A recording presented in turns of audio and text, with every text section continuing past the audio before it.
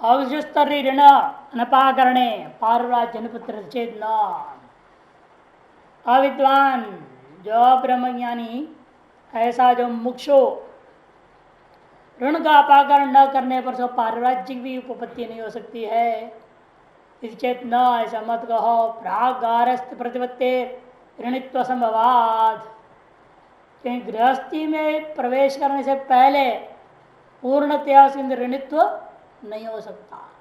अधिकार अनारूढ़ो ऋणी चेत, अधिकार पे आरूढ़ नहीं है फिर भी जबरदस्त उसको ऋणी मान लो पैदा होने मात्र से ही, फिर तो सर्वस्व ऋणित्वम इति अनिष्टम प्रसन्न, फिर सभी में ऋणित्व आ जाएगा, अरे महान अनिष्ट हो जाएगी। कैसे समझा रहे देखिए टीका में, यद्यपि उपनयन अनंतरम एवं ऋषि ऋण निवर्तने अधिकार संभवती। यद्यपि उपनयन संस्कार होते ही बराबर आपके ऊपर ऋषि ऋण सर पर चढ़ गया। मंत्र तो भी कहता है पैदा होते हुए ही कह दिया है, वहां पैदा होते हुए का तात्पर्य कि ऋणी का अधिकार होने से, केवल पैदा होने मात्र से कोई ऋणी नहीं हो जाता। तो पैदा होते हुए का तात्पर्य अधिकार से तात्पर्य बताएंगे। देखिए, यद्यपि उपनयन अनंतरम एवं ऋषि ऋण निवर्तने अधिकार संभवती इति प्राकारस्त्य इति अयुक्तम। इसलिए गृहस्थी से पहले ऋणी नहीं होता है कहना उचित नहीं। एक ऋण तो चढ़ गया ना, ठीक है, देव ऋण नहीं है, गृहस्थी होने के बाद देव ऋण होगा, पितृण भी बाद में होगा, क्योंकि जब तक शादी नहीं करे तो बच्चा कैसे पैदा करेगा वो उपनयन संस्कार के बाद, इसलिए वे ऋण तो नहीं होंगे। तीन ऋण में से ऋषि ऋण, पितृण, देव ऋण, इन तीन में से ऋषि ऋण तो उपनयन संस्कार होते ही बराबर उसके सर पर आ जाता है, क्योंकि उपनयन संस्कार होते ही वह वेदों को पढ़ेगा, शास्त्रों को पढ़ेगा, तो तत्संबंधी ऋषियों का ऋण उस पर रहेगा ही। तो आपने कैसे कह दिया गृहस्थी में प्रवेश करने से पहले ऋणित्व नहीं है, उपनयन संस्कार होते ही वह ऋणित्व आ गया। तब कहते तथापि विविदिशा संन्यास है अधित वेद से अधिकारी थी, अधित वेद से प्रतिपत्ति प्राग द्रष्टव्यम। विविदिशा संन्यास में जो है उसी का अधिकार माना जाए जो वेदों को पढ़ा है। अधित वेद से ही अधिकार। विदिशा संन्यास में किसको अधिकार है? अधित वेद को ही अधिकार है। क्योंकि जिसने कुछ पढ़ा लिखा है उसको मोक्ष की इच्छा कहां से आ जाएगी? मोक्ष की इच्छा। इसलिए सभी लोग स्वर्ग को चाहते हैं, मोक्ष कोई नहीं चाहता। मोक्ष को चाहने वाले वही है ना जो ये समझा है संसार दुखी है, जन्म मरण का चक्कर ये संसार है, और स्वर्ग आदि जाके आएंगे तब भी फिर संसार में आना पड़ेगा, स्वर्ग प्राप्ति ही अंत नहीं है। ये सब शास्त्र से तो समझेगा ना, तभी तो वैराग्य हुआ इन सबसे, और वैराग्य होने पर ही संन्यास का अधिकारी बनता है। इसलिए विदिशा संन्यास में अधिकार उसी को हो सकता है जिसने वेदों को पढ़ लिया, शास्त्रों को पढ़ लिया, कर्म के बारे में, उसके फल के बारे में, सबके बारे में समझकर विरक्त हो गया। और जो वेदों को पढ़ा, कर्मों को समझा, कर्म के फल को समझा, लेकिन उसके फलों को जाने, फलों की इच्छा हुई, वो गृहस्थी में जाएगा। इसलिए गृहस्थ आश्रम में प्रवेश और विदिशा संन्यास दोनों में समान है। अधीत वेद होना दोनों में बराबर है। लेकिन अधीत वेद होकर कर्मों से विरक्त होगा तो विदिशा संन्यास लेगा, कर्मों से जो विरक्त नहीं होगा वो गृहस्थ आश्रम में जाएगा। इसलिए जानकर कहा प्राग गृहस्थ आश्रम है, इसलिए अधीत वेद से प्रतिपत्ति है प्राग द्रष्टव्यम। तो पूर्व पक्षी जायमान वही ब्राह्मण फिर भी ऋणवान जायते ब्रह्मचर्येण ऋषिभ्यो यज्ञेन देवेभ्यः प्रजया पितृपेति जायमान मात्र से ऋणवत्व प्रति, पैदा होते ही ऋणवत्व दिखाई दे रहा है यहाँ तो इस मंत्र के अनुसार। इत्ताशंक्य ऋणित्वोक्त प्रयोजन न साक्षात किंचित अस्ति। ऋणित्व का कथन करने में कोई साक्षात प्रयोजन नहीं दिखता रहा है, किंतु ब्रह्मचर्यादि कर्तव्य ज्ञापनम, इतना ही यहाँ इसमें तात्पर्य होता है, ब्रह्मचर्यादि को पालन करना चाहिए। ब्रह्मचर्यादि का कर्तव्यता के लिए ये मंत्र आया हुआ है। नच अधिकार अनारूढ़ तत्कर्तुम प्रयोजन शक्नोति, और जिसने अभी तक अधिकार में आरूढ़ नहीं हुआ, उपनयन संस्कार भी नहीं हुआ, ऋणत्रय को तो कैसे दूर करेगा? मान लो कोई बालक पैदा हुआ और उपनयन संस्कार होने से पहले मर जाएगा, तो क्या आप समझे वो बच्चा नरक में चला जाएगा? आपके अनुसार तो नरक में जाएगा, क्योंकि इसने जब बच्चा पैदा होते ही 3 ऋण वाला था और ऋण को चुकाए बिना मर गया। तो आपका कहना है जो ऋण की चुकाए बिना मरता वो नरक में जाएगा। अनपाकृत्य मोक्ष हेतु सेव मानव व्रजत्यदा, कल कहा था आपने, जो ऋण को चुकाए बिना मोक्ष में चला जाता है या अन्यत्र चला जाता है तो वो नीचे की ओर जाएगा, नरक की ओर जाएगा। तो जिस बच्चे ने अभी वेदों को पढ़ा ही नहीं, कर्मों को जानता ही नहीं, उसे पहले ही मर जाए और आपके अनुसार नरक में चला जाएगा। इसलिए आपका विचार ठीक नहीं है। पैदा होते कोई ऋणी नहीं होता, पैदा होने के बाद उसको ऋणित्व जो कहा जा रहा है, इतने मात्र उसका तात्पर्य है ये तुम्हें उपनयन संस्कार करके वेद आदि को पढ़ना चाहिए, एक कर्तव्यता ज्ञापन करने के लिए। जायमान मात्र से असामर्थ्या, क्योंकि पैदा हुआ जो बच्चा है उसके अंदर कुछ भी करने का सामर्थ्य नहीं है।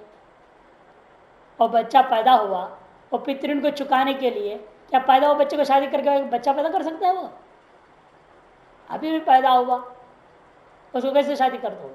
कैसे बच्चा पैदा करेगा? कैसे वो पितृण से जो मुक्ति पाएगा? इसे जायमाना कहने मात्र से यह संभव नहीं है कि ऋणों से मुक्त हो जाना, उसके लिए कुछ करेगा वो, क्योंकि सामर्थ्य ही नहीं रहता है। किंच ब्राह्मण ग्रहण, और दूसरा समझ ब्राह्मण शब्द ग्रहण किया, इसका मतलब केवल ब्राह्मण जाति वाला ही जो पैदा होता है वो ऋणत्रय से युक्त होगा, क्षत्रिय वैश्य शूद्र और ऋणत्रय से युक्त नहीं है। क्षत्रियादि है ऋणाभाव प्रसंग, इसलिए ब्राह्मण शब्द का भी अर्थ क्या होगा वहां उस मंत्र में? फिर द्विजाति उपलक्षण, इसलिए आपको कहना पड़ेगा वो जो ब्राह्मण शब्द है वो द्विजाति का उपलक्षण मानना पड़ेगा, द्विजाति का उपलक्षण मानना पड़ेगा। तो अधिकारी उपलक्षण न्याय, अर्थात द्विजाति का उपलक्षण का मतलब अधिकारित्व सामान्य का उपलक्षण है। ब्राह्मण शब्द अधिकारित्व का उपलक्षण होता है। अतो जायमान पदम अधिकारम लक्ष्यति, इसलिए जायमान पद अधिकार को लक्षित करता है। ब्राह्मण पद अधिकारी का उपलक्षण है, जायमान पद अधिकार का उपलक्षण है। इति जायमानो अधिकारी संपद्यमान तदर्थ, इसलिए उसका अर्थ होता है उत्पन्न होने के बाद में अधिकार के मुताबिक उस अधिकारी को ये सारी चीजों को संपन्न करना चाहिए, ये वाक्य का अर्थ हो जाएगा। तथा प्रांग न ऋण संबंधा, इसलिए गृहस्थ आश्रम में प्रवेश होने से पहले पूर्णतया व्यक्ति ऋण से संबंधित नहीं हो पाता। सर्वस्य ऋणित्व अनिष्टम प्रसज्य, तो उस पर बोल रहे हैं अनिष्टमिति ब्रह्मचारिणोपि ऋणित्वे ब्रह्मचर्य एवं मृतस्य नैष्टिकस्य च लोक प्रतिबंध तच्चनिष्टम। और दूसरी बात समझा रहे हैं, यदि कहोगे ब्रह्मचारी में रहते वक्त ऋणी हो जाएगा तो ब्रह्मचर्य काल में ही मर जाए तो, और मान लो नैष्टिक ब्रह्मचर्य आश्रम में चला गया, गृहस्थ में नहीं गया, नैष्टिक ब्रह्मचारी होकर मर जाए, फिर क्या उसको भी नरक में जाना पड़ेगा? जब ब्रह्मचर्य आश्रम में रहा, गुरुकुल में पढ़ रहा था, लकड़ी लाने गया जंगल में, वो सांप काट के मर गया, तो क्या ऋण से मुक्त नहीं है ना? ऋण से मुक्त नहीं हो पाया क्योंकि अभी शादी करके बच्चा पैदा नहीं किया, पितृण से मुक्त नहीं हुआ, तो नरक में जाएगा वो ब्रह्मचारी। और जो व्यक्ति शादी नहीं करता, गुरुकुल में पढ़ाई किया, पढ़ाई करने के बाद गुरुकुल में ही रह गया, कहता है मैं शादी नहीं करूंगा, मैं ये पठन पाठन करते रहूंगा, ऐसा करते गुरुकुल में रहकर नैष्ठिक ब्रह्मचारी बन के रह गया और वहाँ उसके रहते रहते मर गया, क्या उस नैष्ठिक ब्रह्मचारी का गति नहीं है? उसको वो भी नरक में जाएगा? ऐसे कैसे कह सकते हो? ये अनिष्ट है, क्योंकि अन्यत्र पुराण में क्या लिखा? नैष्ठिक ब्रह्मचारी को ब्रह्मलोक की प्राप्ति होती है। 88 सहस्राणित्यारभ्य तदेव गुरुवासी नाम इत्यादि पुराणे लोक प्राप्ति नीचे दिया है। पुराण के अंतर्गत श्लोक है, ब्राह्मण पद लक्षित अधिकारिणी अधिकार आविर्भाव कथयति, और 88 सहस्राणि मुनि नाम ऊर्धरे तसाम यद ब्रह्मलोक आख्यम फलम भेजुहु तदेव नैष्ठिका नोपी। इस प्रकार से पुराण में का 18,000 मुनियों कैसे मुनि? ऊर्ध्वरेत वाले मुनि सब ब्रह्मलोक को पहुंच गए। और उसी प्रकार से जो नैष्ठिक ब्रह्मचारी है वे भी ब्रह्मलोक पहुंच गए। ऐसे जो पुराण कर उसके साथ विरोध हो जाएगा यदि आपके अनुसार चलता हूं तो, स्मृति के साथ विरोध है? पता नहीं। अष्टाशीत सहस्र महीना मूर्धरेशाम ये ब्रह्मलोकाख्यम फलम भेजो हो तदेव नैष्ठिका नाम, वही गुरुवासी नाम कहो। नैष्ठिका नाम ये गुरुवासी मैंने गुरुकुल में वास कर रहा है, गृहस्थ आश्रम में नहीं गया, ऐसा जो नैष्ठिक ब्रह्मचारी लोग प्राप्त है। न केवलम गारस्थ्यत्या गृहस्थ प्राग संन्यास सिद्धा है सिद्धि, किंतु विधि बलाद भी गृहस्थ स्थितिया। इतना ही नहीं तो ये दिखाना भी इस तरह से इससे बात सिद्ध हो गया। गृहस्थ आश्रम में जाने से पहले भी ब्रह्मचारी आश्रम से ही आप संन्यास को प्राप्त कर सकते हैं, जो कि सर्वश्रेष्ठ संन्यास वही है ब्रह्मचर्य आश्रम से सीधा संन्यास में जाना। लेकिन इतना ही नहीं, भाष्कर ये भी दिखाना चाहते हैं आप गृहस्थ आश्रम में चले गए ये तो है नहीं कि जिंदगी भर गृहस्थी में रहना पड़ेगा, बीच में भी आप संन्यास ले सकते हैं। प्रतिपन्न गारस्थ्या भी गृहाद वनी भूतता प्रव्रजेत यदि वे तरदा ब्रह्मचर्या देव प्रव्रजेत गृहाद भावनाद वा इति आत्मदर्शनोपाय साधनत्वेन इष्यते एव पारिव्राज्य। जाबालोपनिषद का मंत्र है। गृहस्थ आश्रम में गया, फिर वहां से वानप्रस्थ आश्रम में जाएगा, फिर वहां से वो संन्यास आश्रम में जाएगा। गृहाद वनी भूतवा, गृहाद वनी भूतवा, फिर प्रवृत्ति मैंने क्रम संन्यास। ब्रह्मचर्य आश्रम से गृहस्थ आश्रम में गया, वहां 25 साल रहा, बच्चा बच्चा पैदा किया, शादी वादी करा दिया उनका, या नहीं भी कोई लेन देन नहीं उसको। उतने उम्र के बाद 50 उम्र का तो वहां प्रश्न में चला गया, चाहे बच्चे सेटल हो या ना हो। आजकल तो बहाना बनाते ना लोग, बच्चे सेटल होना चाहिए, जिम्मेदारी है। 40 साल के बाद भी कर सकते ब्रह्मचारी, 40 साल के बाद भी शादी करते हैं। शादी करने के लिए तो कभी भी कर सकते हैं, 90 साल में भी कर लो, उसमें क्या आपत्ति हो रहा है? ऐसे कुछ नहीं, ये सब झूठी बातें हैं। ब्रह्मचर्य आश्रम का मतलब क्या है? गृह। आप गुरुकुल में गए पढ़ाई कर रहे हैं, पढ़ाई थोड़ी 40 उम्र तक करते रहेगा। कैसे लिखा? ऐसे तो लिखा नहीं कहीं, ऐसा ना, बहुत गलत बात है। क्योंकि 12 साल रहने को बोला है। और क्या किस उम्र में होगा उपनयन संस्कार उसका गुरुकुल में? 8 उम्र में। 8 और 12 कितना हो गया? 20। 40 कहाँ से आ गया? ब्राह्मण हो तो, क्षत्रिय हो तो 12, 12 और 12 24 उम्र में उसको प्रवेश कर जाना गृहस्थ आश्रम में। वैश्य हो तो 16, 16 और 12 28, 28 में उसको गृहस्थ आश्रम में जाना ही है। किसी को भी 40 उम्र तो मिलता ही नहीं। ये सब लोगों ने अपने सुविधा के अनुसार बना लिया। आजकल के लोग अपने मन माने कहाँ गए, श्रुति में कहा बोले, अरे कहाँ श्रुति, लाओ तो प्रमाण लाओ। झूठ बोल रहे तो पुराण में, अरे कौन से पुराण में है? हम तो श्लोक तो दे रहे हैं, मान लो हम लोगों को पुराण का नाम मालूम नहीं, ढूंढने से मिल जाएगा कि श्लोक तो दे दिया है। आजकल इसलिए पुराणों का कोश बन गया, पुराण कोश, वेद का कोश, वाल्मीकि रामायण का कोश, अकरादि अनुक्रमण का सब श्लोक है, उसे ढूंढ लो मिल जाएगा नंबर किस पुराण का है ये। इन प्रमाण हो, और लेकिन वो केवल कहने से नहीं होगा, हाँ पुराण में कह दिया, स्मृति में कह दिया है,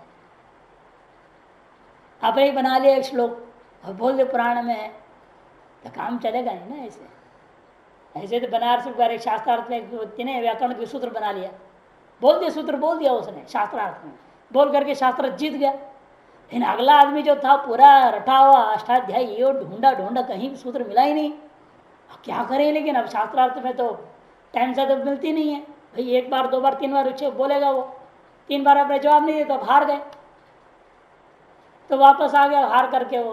फिर घर में पूरा अष्टाध्यायी पुस्तकें जितनी भी संकलन सब देखा, किसी में भी नहीं वो सूत्र जिसने वो अगला पंडित ने बोला था। तब पंडित से पूछा कैसे चाहे तुमको भाई सूत्र कहाँ से लाया तो उन्होंने क्या किया, पहले जमाने कैसे हो लोग होते थे, उन्होंने अपने एक चेला को भेजा, तुम उनका चेला बन चुपचाप। और वो चेला वहां जाकर लगभग 6 महीना पढ़ते रहा उस गुरु से, पढ़ के उनकी पूरी विश्वास जीत लिया। जीतने के बाद एक दिन चर्चा करते करते जान करके उसने वही प्रश्न उठाया जो शास्त्रार्थ में उठी थी, और बोला गुरुजी आपने वहां पर ये सूत्र बोले थे, ये सूत्र कहाँ का है? पंडित तो बहुत तेज था, उसने पकड़ लिया, तो उनका चेला आया है तो मेरे पास, लेकिन आप झूठ तो बोल नहीं सकता था। तो उन्हें गुरुजी ने कह दिया भाई बात सही है, ये मैंने अपने मन माने बना लिया था, ये कोई ग्रंथ में नहीं, व्याकरण में नहीं, यही है। तो उसमें हराने के लिए क्या करो, मैंने जान के एक सूत्र बना लिया, लेकिन तुम्हारे गुरु जी हिम्मत से नहीं बोल सके, ये सूत्र है नहीं व्याकरण में, बोलना चाहिए था उन्होंने, इन्होंने हिम्मत नहीं दी इतनी बोलने की, उन्होंने नहीं कहा तो परास्त हो गए। और वो भी पंडित कम ने जब चेला जाके सुनाए बात सच्चाई, तो उन्होंने कहा ठीक है, फिर अगले शास्त्र सब मैं भी दिखाता हूँ इसको। फिर सांग विद्यालय में फिर काशीगण राजा जब बनवाते करवाते हैं उस शास्त्र सभा में उन्होंने वैसे पट्टी मार दिया उसको, हालत खराब, परास्त कर दिया। एक जमाना ऐसे था बनारस में, लोग अपने आप सूत्र बना लेंगे, अपने आप श्लोक बना डालेंगे फटाफट उसी समय, और कहेंगे तो स्मृति का है, ढूंढते रहो कौन सी स्मृति है। लेकिन वैसे करने से तो यहाँ ऐसा नहीं चलता है। भाष्यकार तो इससे बहुत सतर्क है कि इसलिए कहते गृहस्थ आश्रम में रहते हुए भी आप संन्यास में आ सकते हो, ऐसा प्रमाण यही है। जाबालो परिषद में कहा गृहाद्वा वनाद्वा ब्रह्मचर्यादेव परिव्रजेत, ब्रह्मचर्य से ही जा सकते हो, अथवा गृहस्थ आश्रम के बीच में से जा सकते हो, अथवा वानप्रस्थ आश्रम के बीच में जा सकते हो। ज्ञानेश्वर के पिताजी का काम हो रही थी, यही तो हुआ था। गृहस्थ आश्रम में चले गए थे, शादी हो गया था, बाद में किसी बहाना बना करके भाग गए घर से पत्नी को छोड़ करके, और सन्यासी हो गए। बनारस से बहुत प्रसिद्ध रामानंद तीर्थ उनका चेला बन गए, और चेले को आश्रम में छोड़ कर गुरुजी यात्रा में गए। तब वो महाराष्ट्र पहुंचे, उनके घर पर ही बाई चांस कार्यक्रम था, खेल भगवान की लीला, तो उन्होंने पितृवती भाव कह दिया उस औरत को। वो गई, मेरे पति पता ही नहीं जिंदगी मरा कहाँ गया, कितने वर्ष हो गया, और आप पुत्रवती वो बोल रहे हो, आपका वचन तो झूठा हो जाएगा। तो सिद्ध पुरुष तो उन्होंने देखा इसका पति कहाँ है, तो देखा खुद का चेला बना वो बनारस में है। तुरंत वहाँ से बनारस लौट के उसको भेज दे, जाओ घर जाओ, मेरे वचन को सच करो, पैदा करो बच्चे को। अभी गृहस्थ में प्रवेश करने के बाद तुरंत, बच्चा पैदा करने से पहले, शादी होने कुछ ही दिन बाद वो चले गए थे। और कई तो शादी का मंडप से भाग गया रामदास, शादी के मंडप से जयमाल पकड़े हुए हैं इधर से, वो लड़की भी सामने खड़ी है, वो बोल रहा है सावधान, 3 बार बोला, इतना भाग गया। हाँ, और कई ऐसे जिंदगी भर लगाए, मरने तक भी गृहस्थ आश्रम में ही रहते हैं, गृहस्थी में ही मर जाते हैं, वानप्रस्थ आश्रम में जाते ही नहीं। संन्यास तो दूर की बात है। कल ही तो चर्चा हो रही, वो भाषा करने वाले गृहस्थ आश्रम में एक बार जो घुस गया वो ऐसा कीचड़ में घुस गया, उसके संस्कार भी नहीं बदल सकते, आसान नहीं है सुधरना। ऐसा चीज गृहस्थ आश्रम एक ऐसा कुआं है जो उसमें गया वहां से बाहर निकल नहीं सकता, गया बर्बाद हो गया। इसे लोग बोलते भी हैं उत्तर भारत में शादी मैंने बर्बादी, लेकिन सब शादी करते हैं, शादी का मतलब ही बर्बादी है। तीसरे पर कहते गृहाद्वा, गृहस्थ आश्रम से भी जा सकते हो बीच में। भृगयादि का आगे कहा यदि हरे विरजित तद हरे परिवर्जित, जिस दिन वैराग्य हो गया उसी दिन संन्यास। थोड़ी सी देर सोचने लग जाओ फिर फंस जाओगे, वैराग्य हो दे भाग जाओ, छोड़ दो, जगह छोड़ के चले जाओ। एक बार निकल जाएगा ना, फिर निकल ही गया, फिर मुड़ेगा नहीं आसानी से। ये निकलने की हिम्मत नहीं होती, ये विचित्र। बहुत ही कम ऐसे भी लोग हैं जहाँ निकल गए फिर वापस लौट भी गए, वापस गृहस्थी में चले गए। इसलिए भाषा इत्यादि आत्मदर्शन उपाय साधन, आत्मदर्शन का उपाय क्या है? श्रवण निध्यासन, उसका साधन रूपेण संन्यास को मानना तो इष्ट ही है। पारिव्राज्यम इष्टतैव, संन्यास का विधि तो स्वीकार किया ही गया है, अतः विधि के बल पर भी संन्यास लिया जा सकता है। आनंद के लिए समझा रहे आत्मदर्शन है यह उपाय श्रवणादि तत्साधन। आत्मदर्शन के साधन का मतलब क्या? संन्यास लेने मात्र कोई आत्मदर्शन थोड़ा हो जाएगा। आत्मदर्शन के उपाय कौन? श्रवण निध्यासन, उसका उपाय उसका साधन है संन्यास, उसमें सहयोगी है संन्यास। इसलिए ऋण श्रुति का साथ परिव्रजन श्रुति का कोई विरोध नहीं है। न च ऋण श्रुतिया परिव्रज्य विधिर विरोध, ऋण कथन करने वाले श्रुतियों के साथ में परिव्रजन करने वाले श्रुतियों का कोई विरोध नहीं है, दोनों का अधिकार भेद है। वो अविरक्त गृहस्थ, अविद्वान, अमुमुक्षु, उसके लिए ऋण है। ऋण किस पर चढ़ता है? जो अविद्वान है, कर्म में निष्ठा है, कर्मी है, गृहस्थ है, कर्मफलाकांक्षा रखा हुआ है, मोक्ष की इच्छा नहीं है, वैराग्य नहीं है, ऐसा जो व्यक्ति है उसी पर ऋण चढ़ता है।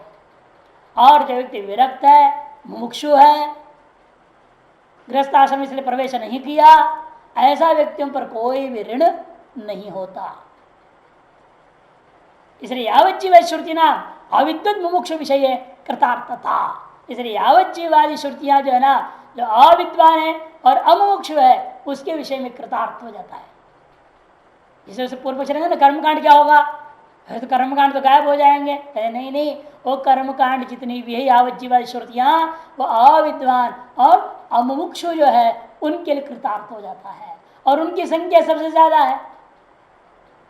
अविद्वान मुमुक्षु या विद्वान विमुक्षु या वास्तव परोक्ष अपरोक्ष ज्ञानी वाला जो है, ऐसे की संख्या कितनी है? बहुत कम है। ये लाल पहने लेते उनके अंदर मुमुक्षुता नहीं है। लाल पहने इसीलिए कि दुनिया हमारा सम्मान करे, दुनिया हमारी पूजा करे, हम बड़ा आश्रम बनाएंगे, बहुत गाड़ी घोड़ा रखेंगे, बहुत पैसे वाला हो, कई तो इसीलिए आ रहे हैं। नहीं घर में रहते तो कुछ होता नहीं, गरीबी है, नौकरी नहीं, पढ़ाई नहीं हुई तो क्या करेगा, चलो बाबा बनो, बड़ा आश्रम बना लेंगे, करोड़पति बन जाएंगे, ऐसे सोच के बहुत आते हैं। यहाँ मोक्षा से कितने आ रहे हैं? मोक्ष इच्छा से, विवेक और वैराग्य से कितने आते हैं? बहुत ही कम। छांदोग्य च केशांचित द्वादशरात्रम अग्निहोत्रम भूत्वा तथा ऊर्ध्वम परित्याग श्रुते।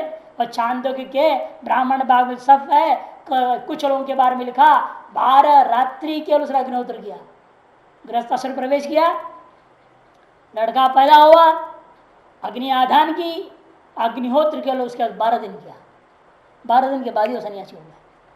बताओ 12 दिन का बच्चा बेटा को छोड़ के, पत्नी को छोड़ के, माँ बेटे को छोड़ करके वह सन्यासी हो गया, ऐसा श्रुति कर रही है। इसके स्पष्ट है ना, लोग जो बहाना बनाते हैं, अरे अभी बेटा पैदा हुआ है, बड़ा हो जाएगा, इसकी शादी करेंगे, जिम्मेदारी से मुक्त हो जाएंगे, तब सन्यास लेंगे, ऐसा बोलने वाला कभी ले नहीं सकता, कभी सन्यास में नहीं आ सकता है। जो बहाना बना करके टाल रहा है वह जीवन ही टल जाएगा उसका, वह कभी सन्यासी नहीं हो सकता, स्पष्ट श्रुति में। इसलिए बहाने हैं जिम्मेदारी। अरे तू कौन होता है जिम्मेदारी निभाने वाला? मर जाओगे तो क्या बच्चा जिंदा नहीं रह जाएगा? कितने ऐसे बच्चे हैं, बच्चा पैदा होता है बाप मर गया, क्या बच्चे जिंदा नहीं है? बड़े नहीं हुए, वो भी बड़े हुए, वो भी पढ़े लिखे हुए, कौन निभाया? आप तो मर के चले गए। इसलिए सब झूठी अहंकार है। लोग जो सोचते हैं हमने पैदा किया, हमारी जिम्मेदारी हम सब निभाएंगे, तब सन्यासी बनेंगे, वो सब झूठी बात है। निभाने वाला तो परमात्मा है, जिसका जैसे जो उसको पैदा किया है, उनको जिस तरह से बड़ा करना है, कैसे करना है, क्या करना है, कहाँ जाएगा, क्या होएगा, वो सब परमात्मा के हाथ में है। इसलिए छांदोग्य उपनिषद में साफ आया, छांदोग्य उपनिषद नहीं, छांदोग्य ब्राह्मण भाग में स्पष्ट कहा है, केशांचित द्वादशरात्रम अग्निहोत्रम भूत्वा ततो ऊर्ध्वम परित्याग श्रूयते। देखिए टीका में स्पष्ट है, तस्याः अवदानार्थवाद मात्रत्वेन स्वार्थ तात्पर्य भावात्। कि ऋण जो श्रुति कथन कर रही थी वह अवदान का अर्थवाद मात्र में है, आया हुआ है, स्वार्थ उसका तात्पर्य नहीं होता। अन्यथा तद अवदानेरेव अवदयते तद अवदानानाम अवदानत्वमिति अवदान मात्र निरस्यत्वोक्त्या ब्रह्मचर्यादीनामपि अननुष्ठेयत्व प्रसंगात। नहीं तो इस अवदान को का निराश किया, सब ब्रह्मचर्यादियों का भी निराश हो जाएगा। एवं अपनी यावत जीवा श्रुति विरोधा कदे वो भी नहीं होगा, क्योंकि उसके अधिकारी बहुत दूसरे बड़े हुए हैं। विरक्त मोक्ष मात्र विषया संन्यास श्रुतियां, विरक्त मोक्ष मात्र विषय नहीं है संन्यास श्रुतियां, और यावत जीवादि सामान्य श्रुतियां अमोक्ष विषय में संकोच हो जाएगा। अग्निहोत्र विषय यावत जीवा श्रुतेर न अनयैव संकोच किंतु श्रुत्यंतरेण द्वादशरात्र अनंतरम अग्निहोत्र त्याग विद्यायिना सा पूर्वमेव संकोचिता। ये भी नहीं सोचना यावत जीव श्रुतियों को इसी संन्यास श्रुति के आधार हम संकोच कर रहे हैं, ऐसी बात नहीं। दूसरी भी श्रुति जो कहती है अग्निहोत्र उसने केवल 12 दिन करके छोड़ दिया, इसका मतलब यावत जीवन करने की कोई जरूरी नहीं है, इसलिए यावत जीवन श्रुति का संकोच स्वतः सिद्ध हो गया। मंत्र भी दे रहे केशान शाक्यों में क्या लिखा, त्रयोदशरात्रम अहतवासा यजमान स्वयं अग्निहोत्रम जुहियाद अप्रवसन न तत्रैव सोमेन पोषणा वा इष्ट्वा अग्नि उत्सृजती इति श्रूयते। कुछ शाखा वालों ने ऐसा पाठ किया चांदोग्य में कि 13 रात्र अहतवासा विशुद्ध वस्त्र वाला होकर के यजमान स्वयं अग्निहोत्र किया, जुहा अप्रवसन प्रवास न करते हुए, न प्रवसन प्रवसन देव, फिर तत्रैव वहीं पर क्या किया, या तो सौम्या करेगा या तो पशुया करेगा, उसके सारे अग्नियों को ही खत्म कर डालेगा। अग्नि उत्सृजती, अग्नियों को उत्सर्जन करेगा तो क्या संन्यास ले लेगा, वो अग्नि त्याग देगा। इति श्रूयते, ऐसा स्पष्ट कहा है श्रुति ने। ये तो अनधिकृतानम पारिव्राज्य, जो पूर्व पक्ष ने कहा था अरे पारिव्राज्य संन्यास की श्रुतियां अंधे लंगड़े लूले काने इन लोगों के लिए है, स्वस्थ आदमी सही आदमी के लिए नहीं है, ये पूर्व पक्षी ने कहा था। उसकी जवाबदारी तेषाम प्रतिगो वा इत्यादि श्रवणात् नारद प्रभुराज उपनिषद में तीसरे अध्याय 17वें मंत्र में कहा उत्सन्नाग्निर अनग्निको वा इत्यादि से स्पष्ट कहा हुआ है। उत्सन्नाग्नि में नष्टाग्नि, नष्टाग्नि का मतलब क्या, मृत भार्या, जिसकी पत्नी मर गई बच्चा पैदा करने से पहले, ऐसे आदमी। और अनग्निको वा, तो अग्नि प्राप्ति नहीं कर सका, शादी किया बच्चा पत्नी भी है लेकिन क्या करे बच्चे नहीं हुए, या लड़का ही नहीं हुआ, लड़कियां लड़कियां होती रही, जब लड़का हो तब तो सब बाल सफेद हो गए थे, अब क्या करेगा वो, अब अग्नि का आधान नहीं कर सकता, अग्निहोत्र कर नहीं सकता। ऐसे जो लोग हैं उन लोगों का अलग ही गिनती कर दिया है श्रुति ने। इत्यादि श्रवणात् सर्वस्मृति शुचा अविशेषण आश्रम विकल्प प्रसिद्ध समुच्चय स्मृतियों में सामान्य रूपेण आश्रमगत विकल्प भी प्रसिद्ध है और आश्रम का समुच्चय भी प्रसिद्ध है, क्रम समुच्चय भी प्रसिद्ध है। ये नीचे दे रहा है स्मृतियों को, ब्रह्मचर्यवान प्रव्रजति बुद्धा कर्माण्यम इच्छेत्तमावसेत, ब्रह्मचर्य से ही संन्यास में चला गया। अगर सकल कर्मों को जानने के बाद जिस आश्रम को जाना चाहेगा उस आश्रम में जा सकता है, ऐसे विकल्प दिया। ब्रह्मचारी गृहस्थो वा वान प्रस्तुत भिक्षुक यही इच्छेत परम स्थानम उत्तमामृत्यम आश्रयेत, ये भी स्मृति कह रही है। चाहे ब्रह्मचर्य आश्रम में रहते वक्त, चाहे गृहस्थ आश्रम में रहते वक्त, चाहे वानप्रस्थ आश्रम में, चाहे भिक्षुक हो, जो इच्छा हो, आप परम स्थान में मोक्ष को प्राप्त करना चाहते हो तो सर्वोत्तम जो वृत्ति है संन्यास वृत्ति, उसको आश्रम करना चाहिए। अदित्य विधिवत वेदान पुत्रान उत्पाद्य धर्मदः इष्ट्वा च शक्तितो यज्जीर मनोमोक्षे निवेशयेत, ये समुच्चय का स्मृति है।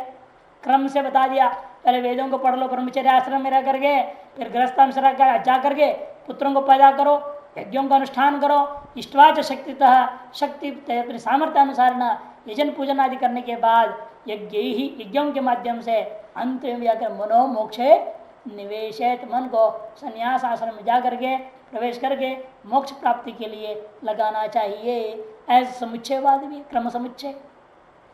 इस प्रकार से कहीं भी इसलिए श्रुति स्मृतियों में कोई विरोध नहीं दिख रहा है हमको।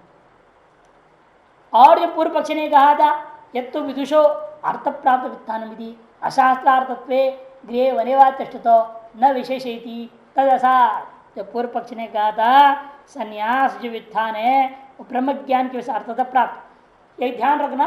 समुच्चय तक यहीं तक मुमुक्षु का, अविद्वान मुमुक्षु का संन्यास का विचार समाप्त हो गया। विद्वत संन्यास की चर्चा हुई थी पहले, फिर विदिशा संन्यास की, वो चर्चा समाप्त हो, समुच्चय के साथ साथ समाप्त। फिर दो बार पहले की बात ला रहे हैं, पूर्व पक्ष ने जो विद्वत संन्यास में आक्षेप किया था उन पूर्व पक्षों को ला रहे हैं। विद्वान को आपने कहा था जो ब्रह्मज्ञानी है, जिसका अप्रोक्ष ब्रह्मज्ञान हो गया, वह अप्रोक्ष ब्रह्मज्ञानी को अर्थतः ही प्राप्त संन्यास, उसको संन्यास लेने की जरूरत नहीं, उस पर विधि लागू नहीं होता, वह नियोज्य नहीं है। क्यों? ब्रह्म ब्रह्म भवति, वो ब्रह्म नियोज्य क्या इत्यादि पहले युक्तियों से खंडन कर चुका था। इसलिए एक बार अप्रोक्ष ब्रह्मानुभूति हो जाए उसके उस व्यक्ति पर कोई विधि लागू नहीं होता, संन्यास विधि भी लागू नहीं होता।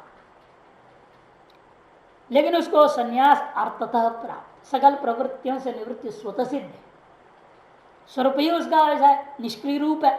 निष्क्रिय रूप होने से प्रवृत्ति कहाँ होगी? तो प्रवृत्ति होती नहीं है, अर्थात निवृत्ति स्वतः सिद्ध हो गया। वो निवृत्ति के नाम संन्यास है, उसके नाम वित्थान बता चुके हैं। तब पूर्व पक्षी कहता है यदि विद्वत संन्यास में अर्थ प्राप्त संन्यास, इसलिए शास्त्र से विहित नहीं है वो संन्यास, तो अशास्त्रीय अप्रामाणिक हो जाएगा वो। और उस व्यक्ति से केवल घर में रह जाए, जंगल में रहने वाले से क्या फर्क पड़ेगा? गृह वनेवा तिष्ठतो न विशेष, कोई अंतर नहीं पड़ेगा। इति तदसात, ऐसे तुम नहीं कहना।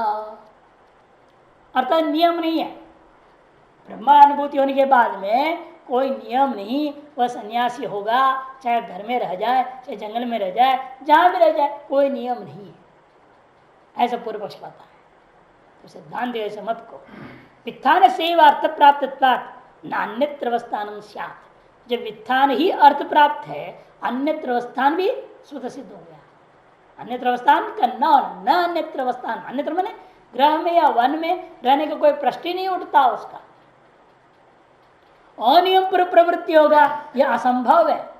जो व्यक्ति पहले अनेकों जन्मों में नियम पूर्वक प्रवृत्ति करके आज मोक्ष को पाया है, वह व्यक्ति एकदम मोक्ष होने के बाद में अनियम पूर्वक प्रवृत्त हो जाएगा क्या? यह तो असंभव है। वे कह रहे हैं टीका में, पूर्वत्र गृह अस्तु आसनम शंका निरस्ता, ये तो गृह वने वा अस्तु आसनम इति अनियम शंका निराकर तुम सा पुनरुद्धे दूसरा से दोबारा उठाया गया।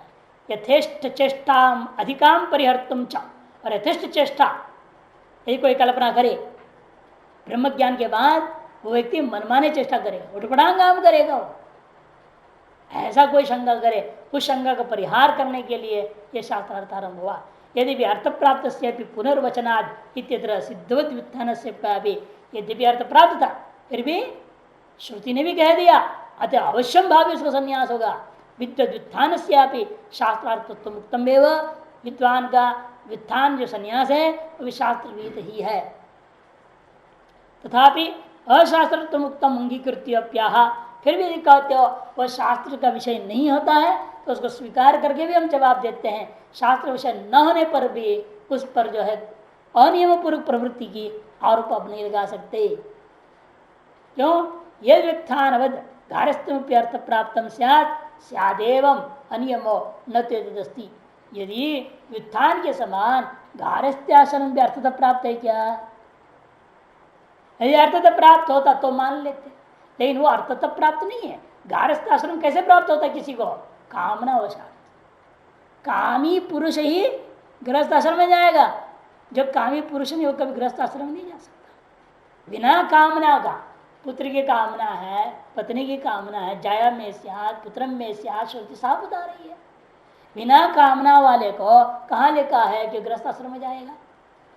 अनेक प्रकार की कामना वाला है, और कोई कामना नहीं है तो यही एक सबसे बड़ा कामना है व्यक्ति के अंदर रहता है, मैं अकेले कैसे जीऊंगा, मेरे को तो एक चाहिए। जैसे अंग्रेज कहते हैं, no life without wife, no life without wife. हम कहते हैं वाइफ इज ए नाइफ।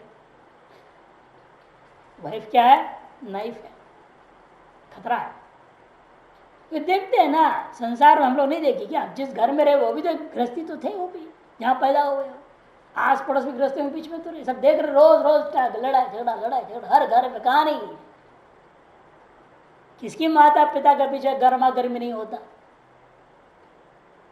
देख रहे हैं आप, लड़ाई झगड़ा हो रही है और फिर भी उसी में जाना चाह रहे हैं।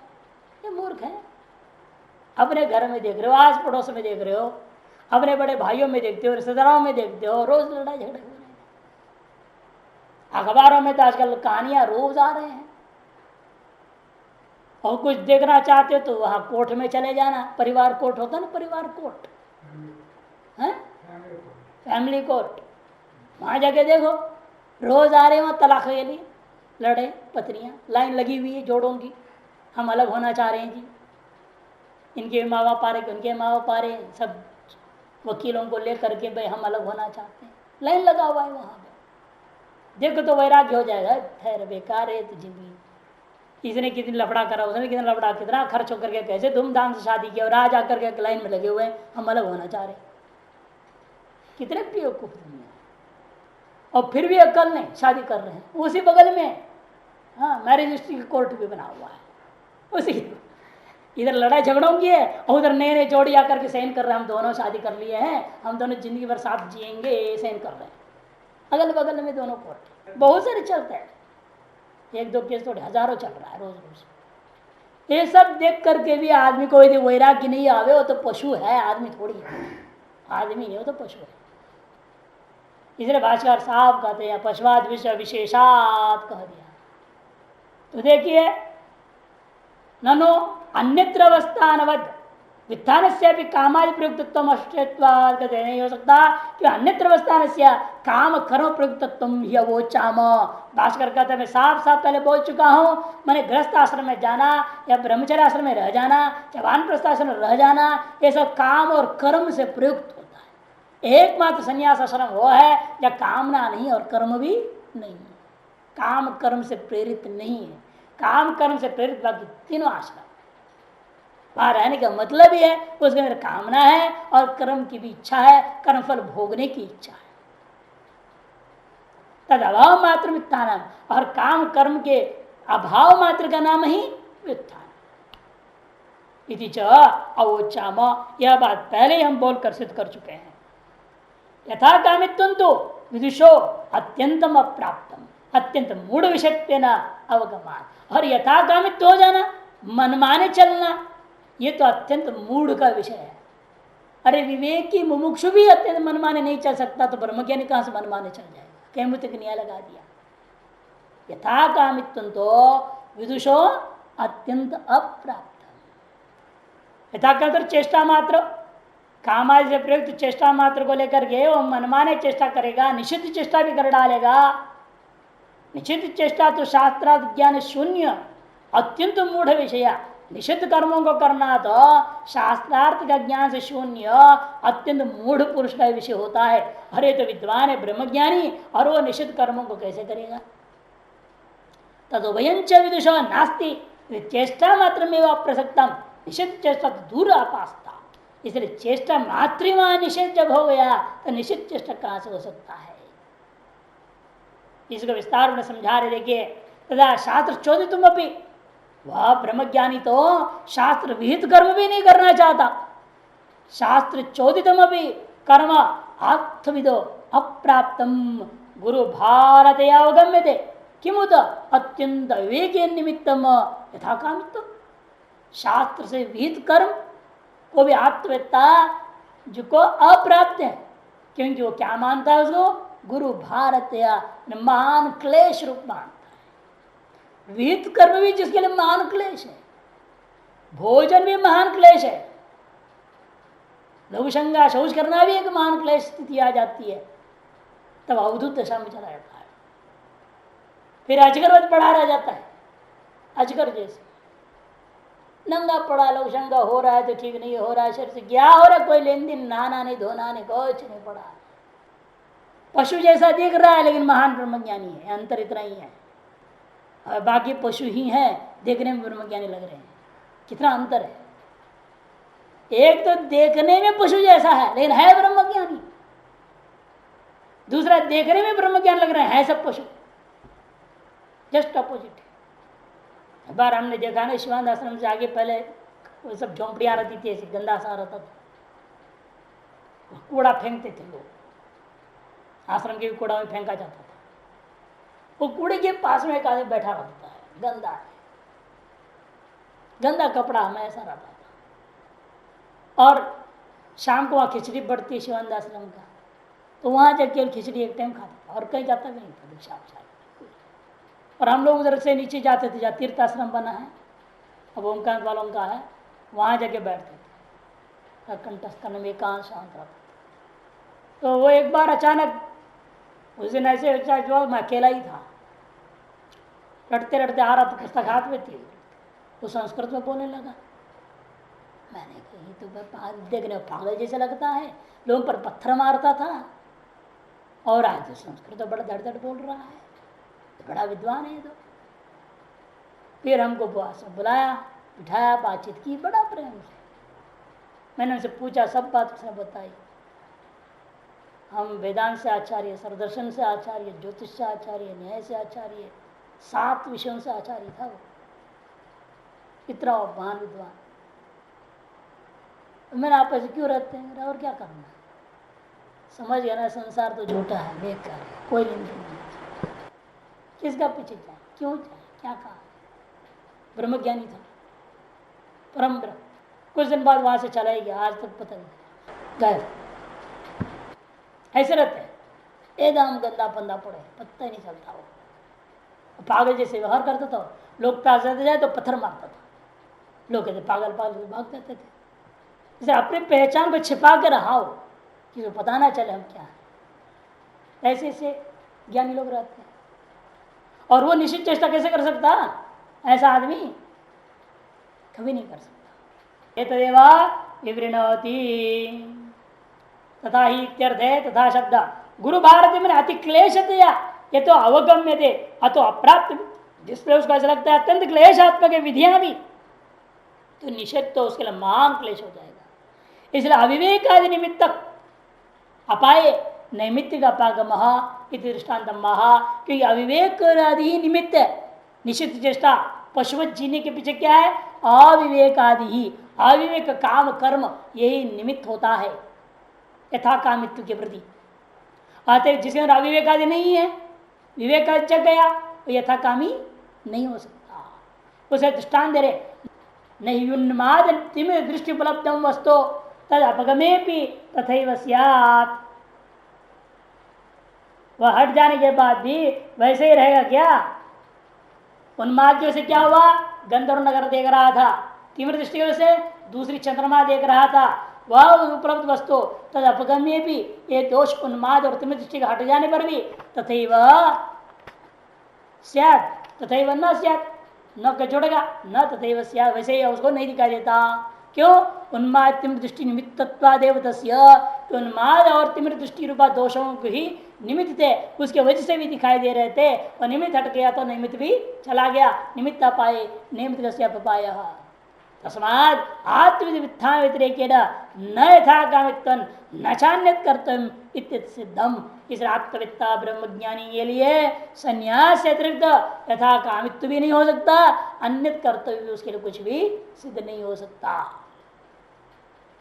इस प्रकार से विविदिशा संन्यास और उद्दत संन्यास दोनों का विचार परिपूर्ण हो गया।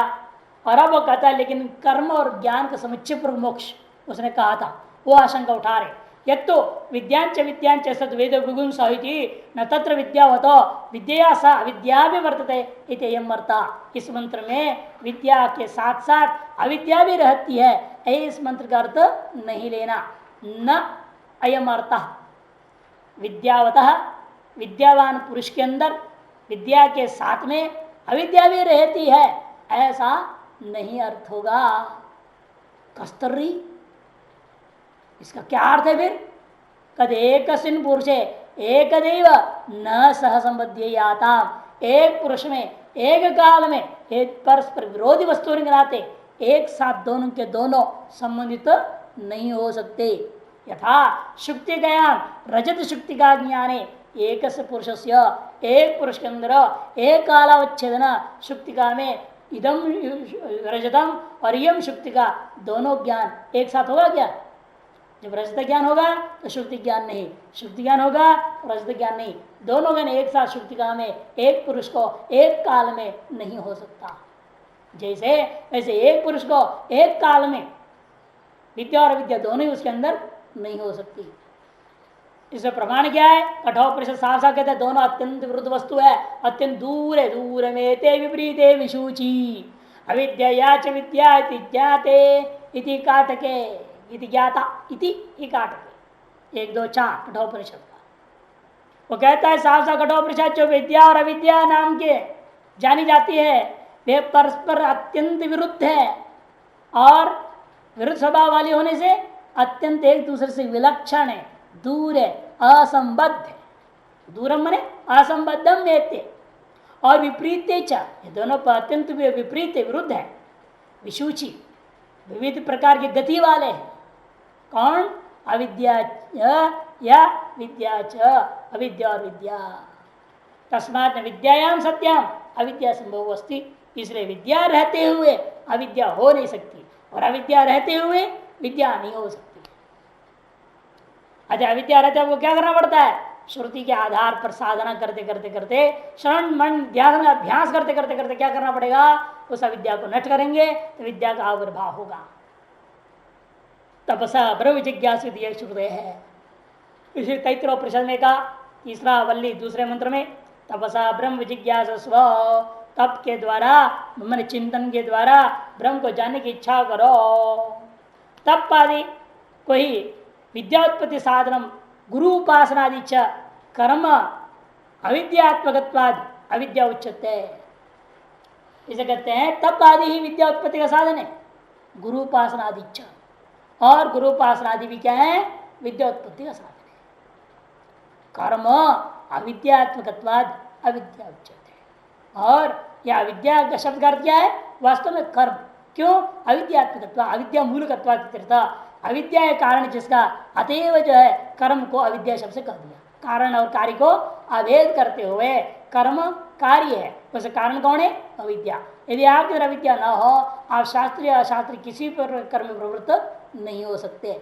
अविद्या ही कर्म का कारण है। अतः कारण और कार्य अभेद करता हुआ मंत्र ने क्या कर दिया, कर्म कहने की जगह पर अविद्या कह दिया है। इसे अविद्या शब्द कर दिया, हाँ कर्म ही लेना तेना। इसका अर्थ क्या है, विद्यामुत्पाद्य मृत्युम कामम अतितरती। इसे विद्या क्या कहा उसने, अविद्या मृत्युम तीर्थवा विद्या अमृतम अष्टुते। इसे विद्या को उत्पन्न करके वह कामना रूपी मृत्यु को तर जाता है। मृत्यु को तरने का मतलब क्या, कामनाओं पर विजय पाना। मृत्यु मैंने कामम अतितरती ततो निष्काम त्यक्तैषण ब्रह्म विद्या अमृत तो श्रुत है। फिर उसे क्या हुआ, तो विद्या निष्काम होकर के त्यक्त ऐषणा वाला होकर के और ब्रह्म विद्या के माध्यम से अमृतत्व को प्राप्त करता है। यही इस मंत्र का अर्थ इत्यम अर्थम, इस अर्थ को बताने के लिए दर्शन अविद्या मृत्युम तीर्थवा विद्या अमृतम अष्टुते थी। इसलिए अविद्या का कार्यभूता कर्म के द्वारा, कर्म क्या है, तप गुरु उपासना आदि कर्मों को लेना, बंधन का कारण कर्म नहीं। उन कर्मों को लो जिस अंतःकरण शुद्धि होती है, उस अंतःकरण शुद्धि के माध्यम से विद्या उत्पन्न होगा। विद्या उत्पन्न होने से कामनाओं पर विजय होगी, कामनाओं पर विजय होने से आप निष्काम हो जाओगे। निष्काम होने पर सकल इष्टाओं को त्याग दोगे, सकल इष्टाओं को त्यागने से सन्यासी हो जाएगा। सन्यासी होकर के ब्रह्म विद्या का अभ्यास करेगा, ब्रह्म विद्या का अभ्यास करके मुक्त हो जाएगा। ये क्रम, इसी को क्रम को ध्यान रखते हुए मंत्र ने कहा अविद्या मृत्युम तीर्थवा विद्या अमृतम अष्टुते। ईशावास्योपनिषद के 11वें मंत्र को उत्तरार्ध है ये। यद तो पुरुषायु सर्वम कर्मणैव व्याप्तम, तो पूर्व पक्ष ने कहा था लेकिन पुरुष को तो संन्यास लेने का टाइम ही नहीं, कि पूरा जिंदगी कर्मकांड करना पड़ेगा ना मरने तक। बल्कि मरने के बाद भी उसके मुर्दे के साथ बर्तनों को रखा जाएगा, कर्म करता हुआ माल एक तरह से जला दिया जाता है। हाथ में जूप पात्र दे दिया है मुर्दे को, जूप पात्र पकड़ा है स्वाहा करने के लिए मुर्दा। तो मुर्दे दशा में भी छोड़ा नहीं लोगों ने, वहां भी कर्म का सब छोड़ दिया है। तो सन्यास कब लेगा, भस्म लेगा क्या मुर्दा भस्म हो जाने के बाद? कहाँ अवसर है? इसे जीवन में कभी सन्यास के लिए अवसर ही नहीं है। ऐसे पूर्व पक्ष ने जो कहा तो उसके जवाब दे रहे, देखो यद तो पुरुषायु सर्वम कर्मणैव व्याप्तम कुर्वन्नेवेह कर्माणि जीवेच्छं समाह इति अविद्वत विषय प्रहृदम इतरता संभवात्। इस प्रकार से पूर्व पक्ष ने कहा था ईश्वर दूसरे मंत्र के आधार पर, उसके जवाब में हम कह रहे हैं वो अविद्वान का विषय है। अमुमुक्षु जो अविद्वान है, कामनाओं से जो कर्मी जो अविद्वान है, उसके लिए कहा गया है जिंदगी भर तुमको कर्म करनी चाहिए, क्योंकि तुम्हारे अंदर बहुत कामनाएं भरी पड़ी है। जब तक तो कामनाएं भुगतोगे नहीं तब तक तो मेरी सन्यासी लोगे तो फायदा क्या, वहां भी चेड़ियां बना के रख लोगे, गड़बड़ा दोगे, है नहीं, समस्या हो जाएगी। नहीं तो सब गोसाई हो जाएगा, तो घूमते फिरते पहाड़ में जा किसी पहाड़ी लड़की से शादी कर लेगा। कितने हैं ऐसे महात्मा बन के सन्यासी होने के बाद शादी किया। और ऐसे भी देखा गया आज सन्यास कल शादी, दूसरे ही दिन शिवरात्रि में सन्यास लिया, अगला ही दिन एक लड़की से शादी कर लिया और तीसरे दिन विदेश चला गया उस औरत के साथ, पत्नी के साथ। ऐसे कमाल हुआ। अरे तुमको अगला दिन शादी करना ही था तो काहे को सन्यास लिया भाई? लाल की बदनामी कर रहा। ऐसे ऐसे लोग हैं दुनिया में। और एक लड़की पैदा होने के बाद आया वापस गुरु जी के पास पत्नी बच्चा को लेकर। गुरु जी देखते रह गए, क्या हो गया भाई, तुम तो सन्यास लेके गया था, मैं सन्यास लेके गृहस्थ आश्रम में चला गया था। चेला भी ऐसा ही बोल रहा। ऐसे मूर्ख लोग हैं दुनिया में। इतिहास विषय प्रहृदम इतरता समाज, दूसरे प्रकार इसका अर्थ घटाया नहीं जा सकता। ये तो वक्षमाणम अपनी पूर्वोक्त तुल्यत्वात् कर्मणा अविरुद्धम आत्मज्ञान विधि। जो पूर्व पक्ष ने कहा था ये जो ऐत्रेयोपनिषद में कहा आत्मज्ञान आत्मग्रासी इत्यादि, वह भी कर्म के साथ तुल्य होने के नाते कर्म के साथ अविरुद्ध है आत्मज्ञान। इति तत्सविशेष निर्विशेषात्मतया प्रत्युक्तम। इसका जवाब मैंने पहले दे चुका हूं। वह जो पूर्व में जो चर्चित है वह सविशेषात्मा का चर्चा है, और आगे जो चर्चा किया जा रहा है निर्विशेषात्मा का होने से दोनों का कोई संबंध नहीं है। उत्तरोत्तर व्याख्यान चेतर्शिष्याम, आगे जो व्याख्यान करूंगा जगह जगह पर इस बात और भी विचार उठा करके बारंबार स्पष्ट करूंगा। अतः केवल निष्क्रिय ब्रह्मात्मकत्व विद्या प्रश्नार्थम उत्तरो ग्रंथ आरभ्य दे।